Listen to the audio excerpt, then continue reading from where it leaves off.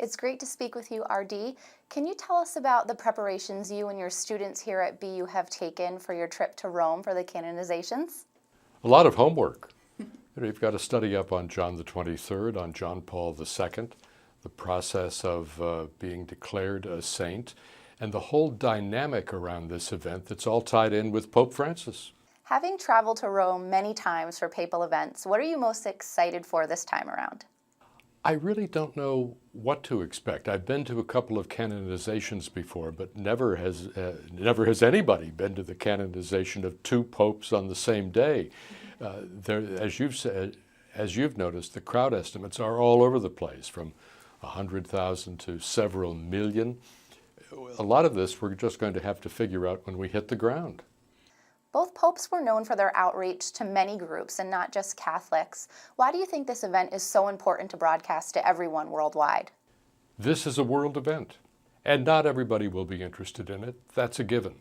But for those who are, they ought to have the option of being able to see the big story, but also the tighter shots, the people stories that we hope we'll be able to bring home to Catholic television.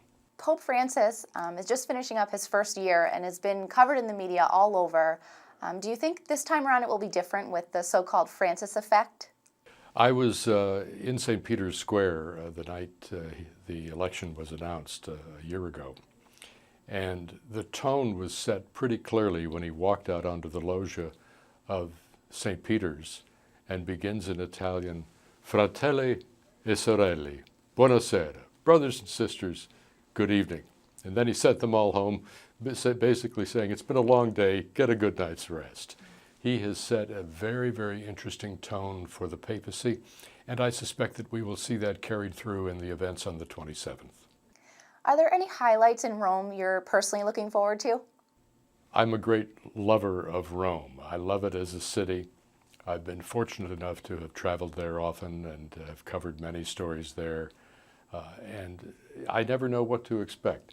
I love Rome for its contrasts. You can be in the middle of a modern city, turn a corner, and be in a piazza sipping a cappuccino, and it's perfectly quiet.